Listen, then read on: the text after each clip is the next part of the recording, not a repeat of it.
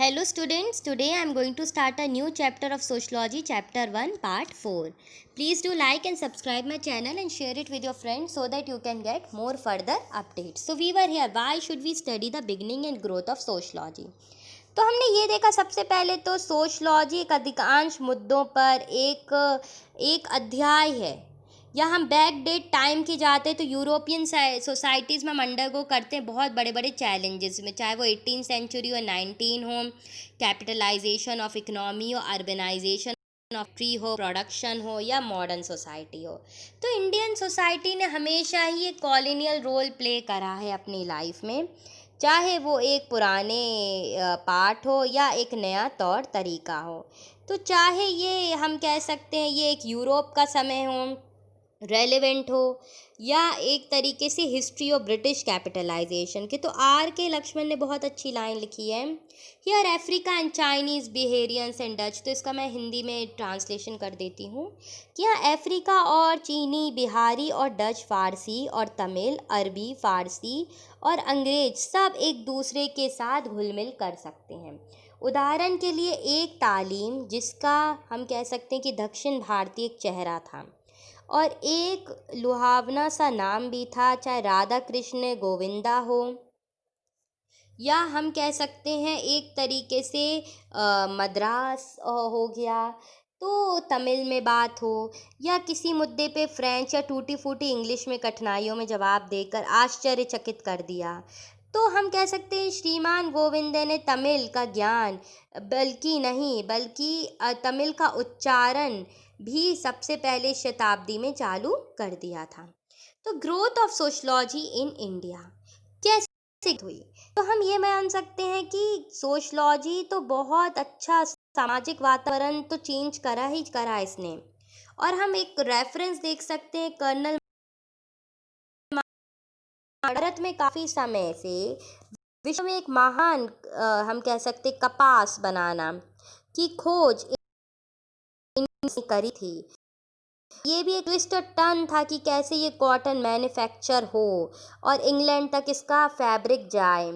तो स्वदेशी वस्त्र उद्योग में हमने देखा कि बराबर कर दिया था, और जो कभी भी एक तरीके से शान और शौकत का रूप माना जाता था वो भी एक ब्रिटिश मैन्युफैक्चरिंग ने एक स्मॉल और एक नॉमिनल ड्यूटी में र्यून किया था।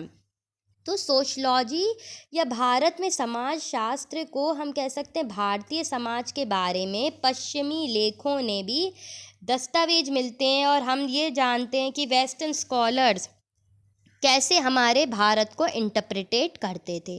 तो ये अगर हम कंटेम्प्री में भी या एक तरीके से रेवोल्यूशनरी वे में जाने, जिसको कहते हैं द इन्फेंसी ऑफ सोशलॉजी या समाज का शैश व्यवस्था, तो ये भी सबसे बड़ा योगदान प्ले कर रहा था। तो येट हमें एक और एविडेंस मिलती है कि क्या है हेरिटेज इंडिया का। तो क्या डिस्टिंग्विश है सोशलॉजी एंथ्रोपोलॉजी के बीच में? मानव समूह क्या है, समाजों का अध्ययन क्या है, विश्व में विश्लेषण क्या है? तो ये भी समाज के एक दूसरे गैर पश्चिमी तरीके हैं जो कि हमें माना जाता है। तो ये बहुत अच्छा एस.एन. शिवनाथ ने मैप में लिखा है, in a country such as India. तो इसको भी मैं हिंदी में आपको समझा देती हूँ कि ये लाइंस आखिर हैं क्या। तो भारत जैसे देश में आके आकार भिन्नताओं को चलने, क्षेत्रीय, भाषाई, सामाजिक, पंथ संबंधी तथा ग्रामीण और शहरी इलाकों के बीच में एक स्वयं दूसरे से ऐसी संस्कृति और समाज जैसे भारत में रूप नहीं मिलता। तो हम ये मान सकते भारत में आगे सामाजिक मनोवैज्ञानिक या एंथ्रोपोलॉजी, सोशलॉजी, साइकोलॉजी, प्राचीन सभ्यताओं के विभिन्न पक्षों को, या हम कह सकते समाजशास्त्र के विवरण को अलग अलग विभाजन में पाया जाता है। तो देश में ये एक तरीके का एंथ्रोपोलॉजी है, एक कैरेक्टरिस्टिक्स है, डाइवर्सिफाइड वे है to look at the society in the developing level. अब इसमें 10th आ जाता है the scope of sociology and its relationship with the social science discipline. तो समाजशास्त्र का विषय क्षेत्र और इसका सामाजिक विज्ञानों में इसका क्या संबंध है, क्या स्कोप है सोशलॉजी का साइंस में? या हम कह सकते हैं कि एक समाज में व्यापक तौर पे। तो एक इसमें एक फोकस है कि that a shopkeeper with a customer. तो ये दुकानदार और ग्राहक के बीच का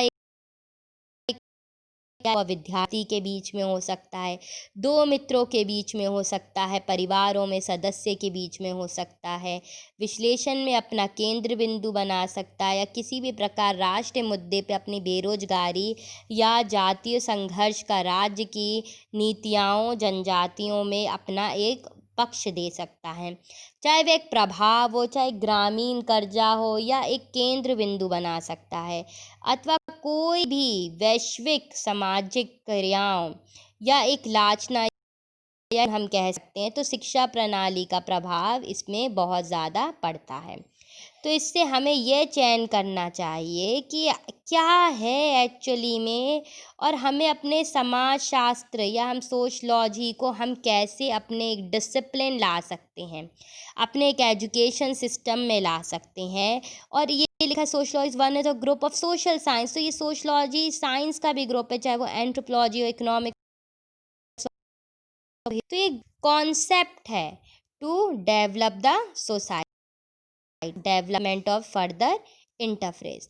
तो जो भी यहाँ पर एक हम अंडरस्टैंड कर रहे हैं डिस्टिंक्शंस या डिसिप्लिन, चाहे वो एकदम स्पष्ट हो या किसी के भी रचनाएं या एक संकल्पनीय हो, या नहीं तो ये समझा जा सकता है ये ज़रूरी है कि ये विषयों में एक प्राथमिकता हो, या अलग अलग करना, या इसको विभाजित करना, या एक तरीके से सिमिलैरिटीज़ लेके आना, डिससिमिलैरिटीज़ लेके आना, फेमिनिस्ट थ्योरीज़ लेके आना, या एक gender to the national labour.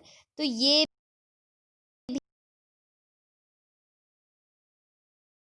Part of society. तो चाहे वो एक तरीके का शास्त्र लिंग हो, चाहे एक भूमिका, sociology is a part of everything in society. तो हमें इस चीज़ को याद रखना है। फिर इसके बाद एक नया पार्ट आता है, सोशलॉजी और इकोनॉमिक्स का क्या डिफरेंस है।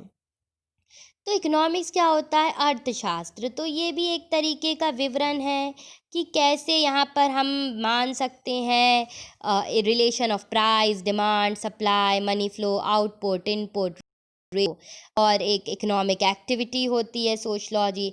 तो हम किसी भी चीज़ की कीमत, मांग या उसकी पूर्ति होना, संद या उसका कितना पैसा लगना है, कितना ज्ञात होगा, इनपुट आउटपुट। तो ये एक आर्थिक चीज़ें ये भी सोशलॉजी का पार्ट प्ले करती हैं। तो sociology can be an part of economics. Economics या वो एक सोशल नॉर्म हो सकता है, एक प्रैक्टिस हो सकता है, एक इंटरेस्ट हो सकता है, एक सोशल वैल्यू को फोकस कर सकता है। तो इसमें भी हमें ये समाज को समझाने का प्रयास करना है कि आवश्यकताएं जरूरी हैं कि नहीं हैं। तो स्कोप करती है, फैसिलिटेट करती है कि नहीं, to having a economic background of the society. तो चाहे वो एक मेजर इम्प्लीकेशन या एबिलिटी हो एक सोसाइटी की, या एक ट्रू इकोनॉमिक साइंस हो, या एक कॉस्ट हो जो क्रिएट करा है अपने सोसाइटी में, जिसमें इंक्लूड हो सकता है सारी चीज़ें, जैसे क्राइम हुआ, सुसाइड्स हुए, पे भी अपराध, आत्महत्या, ऐसे अन्य चीज़ें ना करें। और हमें खुश भरा अर्थशास्त्र आगे लाना चाहिए, और ध्यान रखना चाहिए कि भौतिक और सामाजिक सुरक्षाएं भी बहुत सिक्योरिटी या एम्प्लॉयमेंट सिक्योरिटी बहुत ज़्यादा ज़रूरी, कि कोई निराश ना हो। और इसके लिए सबसे बढ़िया कंजम्पशन ऑफ मेडिसिन, ट्रैंक्विलिटीज बहुत ज़्यादा ज़रूरी है।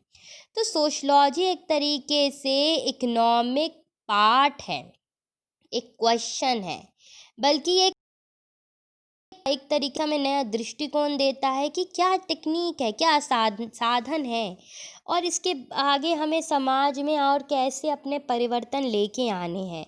तो ये भी एक समाज शास्त्र है। एक समाज शास्त्र में सामाजिक स्थिति का पहला स्पष्ट करने वाला एक दायित्व है, किस चीज़ को घटित करने का कारण है, बेहतर है, तरीका है। तो ये एक पार्ट है सोशलॉजी राजनैतिक चीज़ों को आगे लाने के लिए। फिर इसके बाद एक नया पार्ट आ जाता है कि सोशलॉजी एक पॉलिटिकल साइंस है क्या? तो हाँ, सोशलॉजी एक पॉलिटिकल साइंस भी है।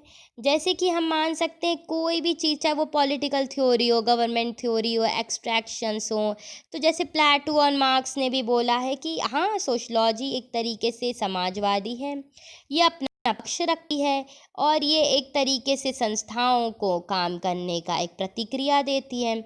तो चाहे वो एक समाजशास्त्र हो या एक सामान्य रुचि हो, समाजशास्त्री हो या राजनैतिक समाजशास्त्री हो, तो पॉलिटिकल सोशलॉजी एक तरीके का पॉलिटिकल बिहेवियर है, पॉलिटिकल थ्योरी है, गवर्नमेंट एडमिनिस्ट्रेशन है, ब्रांच है जो अवेलेबल करती, चाहे वो प्लेटो चाहे मार्क्स हो। तो सोशलॉजी एक तरीके की स्टडी है जो पॉलिटिकल साइंस और अपना एक्सप्रेस एक माध्यम को केंद्रित करती है, जगाती है और एक अपना भूमिका आयोजन भी करती है।